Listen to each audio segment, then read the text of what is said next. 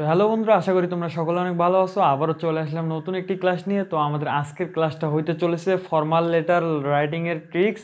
তো আজকে আমি তোমাদেরকে শেখাবো কিভাবে তোমরা একটা ফর্মাল লেটারের ফরম্যাট ব্যবহার করে 100টা পর্যন্ত ফর্মাল লেটার লিখতে পারবা।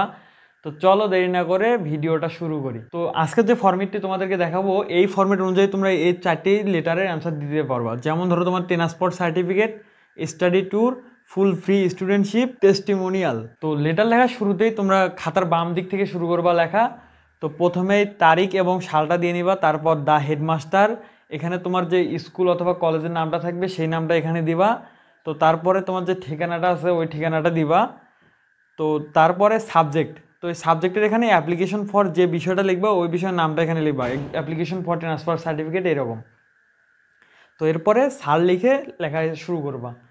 তো শুরুতেই তোমার এখানে I beg most respectfully two state that I am a student of your school, I stood my first in annual examination, I am a regular student, I need, এখানে তোমার যে বিষয়টা চাবে ওই বিষয়ের নামটা উল্লেখ করবা, কোশ্চেনে যে বিষয়টা দেওয়া থাকবে। তো তারপরে my study may be hampered if I am not given this opportunity. তো লেখা শেষে এখানে একটু স্পেস দিবা, দেওয়ার পরে I therefore pray and hope that you would be kind enough to pass the order to give me, এখানে বিষয়টা লিখবা তুমি, যে বিষয়টা কোশ্চেনে দেওয়া থাকবে। তো লেখা শেষে তোমার কিন্তু এখানে স্টেপটা শেষ হয়ে গেল।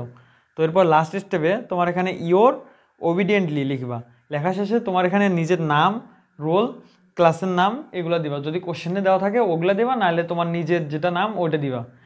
তো এই ফরম্যাট অনুযায়ী তোমরা এসএসসি এবং ক্লাস 8, 9, 10 সবাই লিখতে পারবা। তো আশা করি তোমরা এই ফরম্যাটটি খুব ভালোভাবে বুঝতে পারছো, আর এই ফরম্যাট অনুযায়ী লিখলে তোমাদের 7-8 মার্ক কিন্তু দিয়ে থাকবে পরীক্ষায়।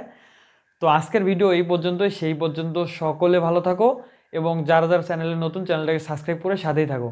ধন্যবাদ সবাইকে, ভালো থাকবেন।